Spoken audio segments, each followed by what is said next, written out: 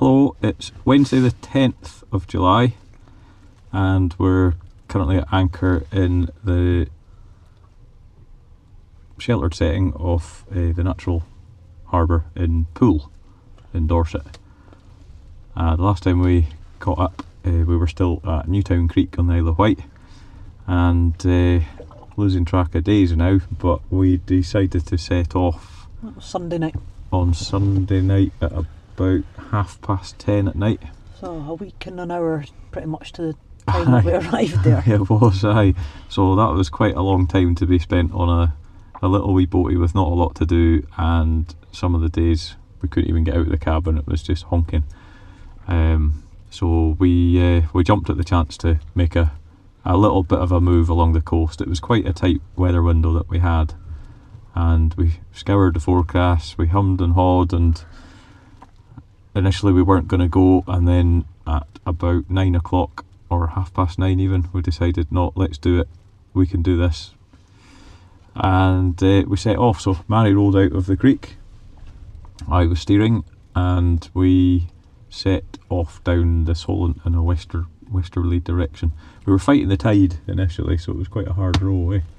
Yeah, it wasn't too bad though. We've been at worse. As soon as we got out of the creek, I jumped on the oars as well, and we started making a little bit more speed then, just punching the tide. And as a bit of time had passed, we knew we were going to be fighting the tide, but it was to try and buy us a bit of time at the other end, because we knew we had a long row in quite a tight window.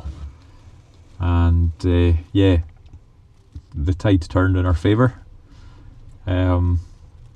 We passed Hurst Point and we took the North Channel, so we turned to starboard at Hurst Point and into Christchurch Bay, and then straight across the bay to Poole basically. However, it wasn't quite as... It wasn't really that nice. Yeah. At Hurst Point. Hurst Point was horrible. It's the first time on this journey that I've had a real anxiety, and the anxiety just washed over me. It was just horrible, it was horrendous, and I wanted to be anywhere but on that boat. So one of the first part of the issue there is it was pitch black. Yeah. It was overfalls, and we could hear the overfalls coming. Yeah, they're just roaring. One just hit the side of the boat, ripped the oars, both of us I think, out of our hands, and gave us a real shake. So we carried on. We're travelling pretty fast now. It sounds great when we're going fast, but the boat actually doesn't feel quite as stable when she's getting spat through the water like that. So she took a real battering then, and so did we. And just when we kind of thought it was over, I thought it was over, because I hadn't looked at the chart the same way that Allan had. I could hear this rush of water behind us again, and the anxiety just hit like a bolt out of the blue. And when I say it was a horrible feeling. It was, I don't even know how to describe it. It was just like shaking from head to toe, and it was just, it brought on the fear. I could feel my heart pounding and racing and struggling to get control of my breath and things. And well, it's a perfectly normal thing to feel, though. At least this time it wasn't about leaving the house and going for the shops. Yeah. Because days gone by, that same kind of feeling was driven by the simple task of putting my foot over the door and heading to the shops. But they say fear has two meanings: forget everything and run, or face everything and rise.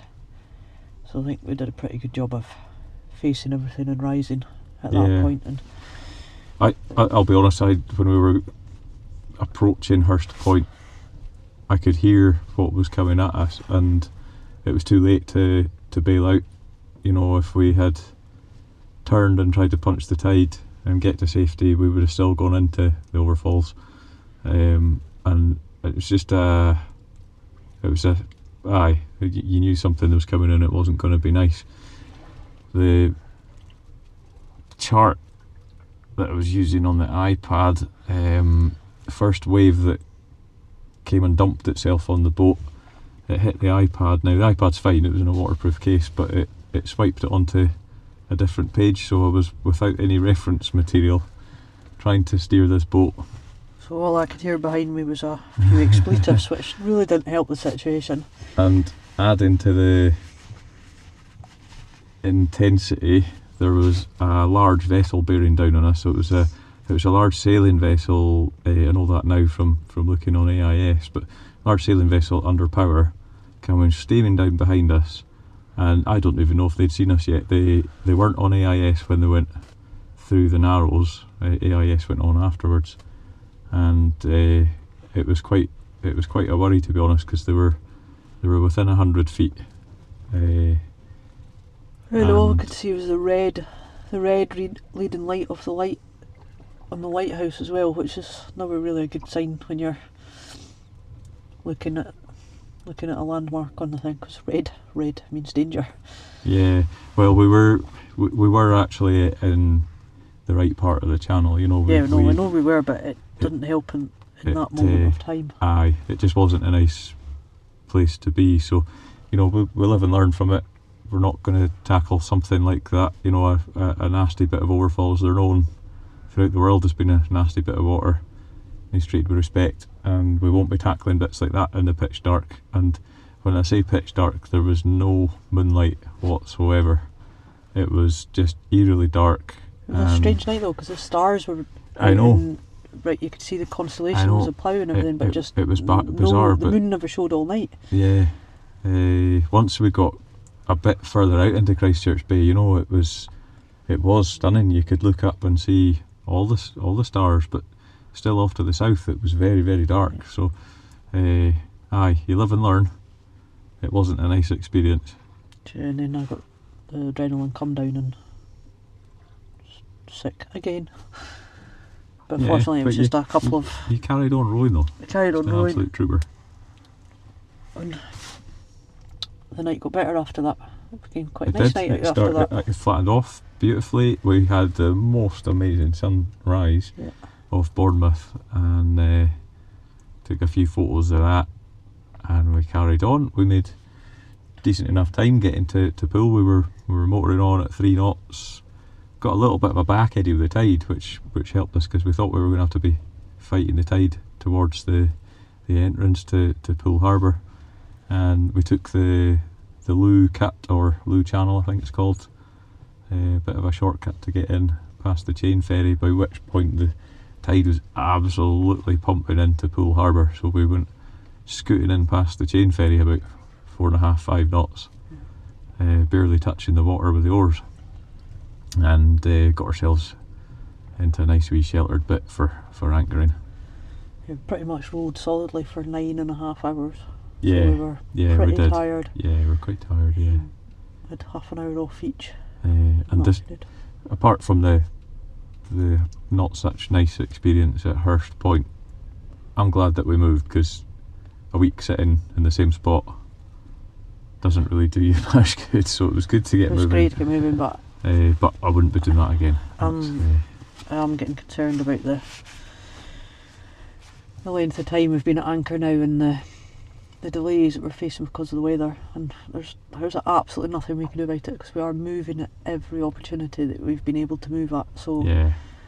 But it's a pressure we could just kind of do without.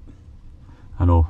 And it's not just a well, I suppose it probably is a self-imposed pressure, but it's that feeling of, you don't want to let sponsors down. You know, we want to finish what we've started here, and everybody that's supporting us as well, you know. So the donation side of it, you know, people are donating because we're doing this and seeing it through, and we want to finish this, and it's just there is a bit of a worry that we're running out of time.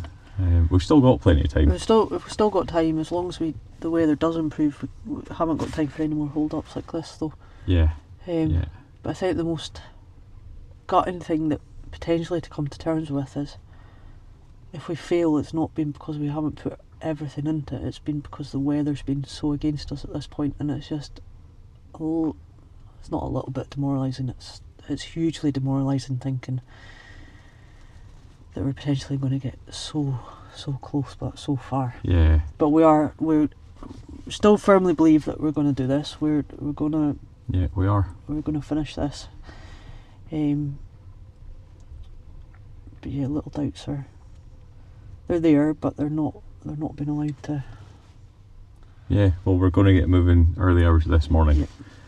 And then the weather's actually hopefully keep looking moving. decent for a day or two. Yeah, it'll be a novelty. Oh, just looking forward to getting round Land's End, because I just think that'll be quite a monumentous moment in the journey, and we'll feel like we're halfway there. Yeah, literally. After 40 odd days. We're not there yet though. But yeah, hopefully once we're round the corner we'll start flying up that west coast. Fingers crossed. Fingers crossed. Anyway, yeah, I think that'll do for a wee update now. And we'll... home of the training centre for lifeboats, and Aye. we've not had one drop by to say hello. That's because we're anchored too shallow for them. They're scared. They're scared of shallow water down here. When we're on our training courses down here, they are quite tight scheduled to fit as much as possible into the week, so we'll forgive them. Cool. Right, we'll catch up soon. Yeah.